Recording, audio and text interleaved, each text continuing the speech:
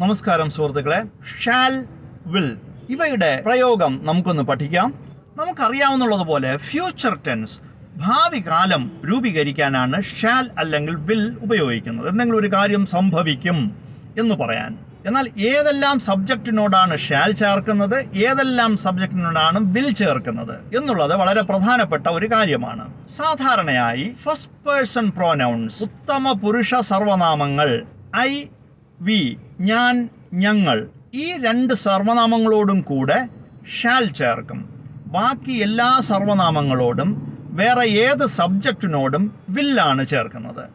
I shall, we shall, you will, they will, it will, he will, she will, Mohan will, the girl will, the boy will, the boys will, the girls will. ചുരുക്കത്തിൽ ഇത്രയേ ഉള്ളൂ. I, V ഇവയോട് shall, വേറെ ഏത് subject വന്നാലും will. Example പറഞ്ഞാൽ I shall buy a car, ഞാനൊരു car വാങ്ങും. We shall go to the church tomorrow, ഞങ്ങൾ നാളെ പള്ളിയിൽ പോകും. I shall give you the money, ഞാൻ നിനക്ക് ആ പണം തരാം. We shall visit you next week, ഞങ്ങൾ അടുത്തയാഴ്ച നിന്നെ സന്ദർശിക്കാം. He will win the examination, അവൻ പരീക്ഷയിൽ വിജയിക്കും. ഇറ്റ് വിൽ റെയിൻ ടുഡേ, ഇന്ന് മഴ പെയ്യും. They will build a house, അവർ ഒരു ഭവനം പണിയും. ഇങ്ങനെയൊക്കെയാണെങ്കിലും ഒരു ചെറിയ വ്യത്യാസം എടുത്തു പറയേണ്ടതായിട്ടുണ്ട്. ഐ, വി എന്നിവയോട് ഷാൽ ആണ് ചേർക്കേണ്ടതെന്ന് ഞാൻ പറഞ്ഞു. എന്നാൽ ഇവയോടൊപ്പം വിൽ ചേർക്കാറുണ്ട്. അതൊരു പ്രത്യേക സാഹചര്യത്തിലാണ്.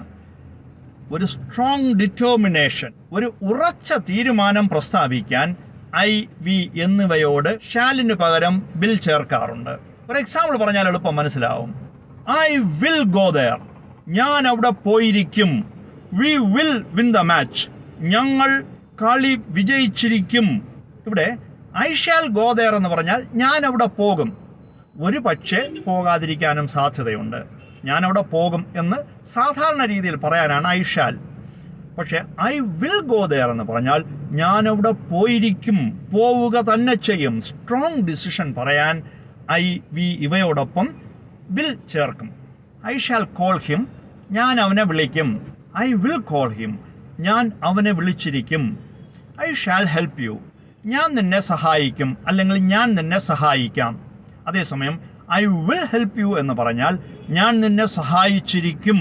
ഇത്രയും മനസ്സിലായി എന്ന് വിശ്വസിക്കുന്നു. Thank you.